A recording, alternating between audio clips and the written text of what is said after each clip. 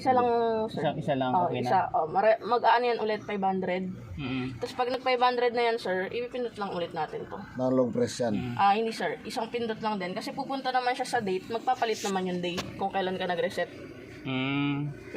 Parang ganun. Tapos for example, tapos na dyan, sir, ibababa lang natin. Itong blue, titingnan natin sa engine oil. Balik ko lang. Fuel filter, doon ka Sa naman fuel filter ka naman ulit. Oo. Tapos i-reset mo, tapos i-next mo ulit to, magpapalit na ulit yan ng date.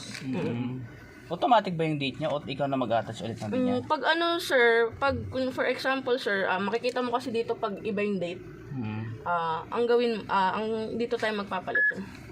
Yung sinasabi mo kanina Oo, na ano yan. niya. Sa clock settings naman tayo. Settings, status. Yan. Yan. So, 2023, yung month natin, Tama. September 8, then yung oras is 1:23. Ano yung sinasabi kanina po na ano, yung pag tinanggal yung battery, medyo madidili yung ano niya?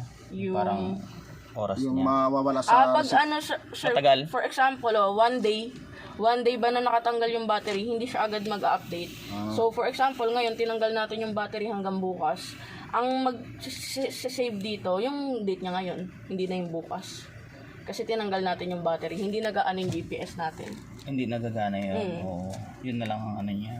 I-set mo na lang ulit siya. Dito lang naman siya sa reset. Then, Baka po. eto home lang, pagbabalik. Tapos pag gusto natin palitan yan, ito lang siya. Yun lang. Kaya ganito. Ganun din lang siya.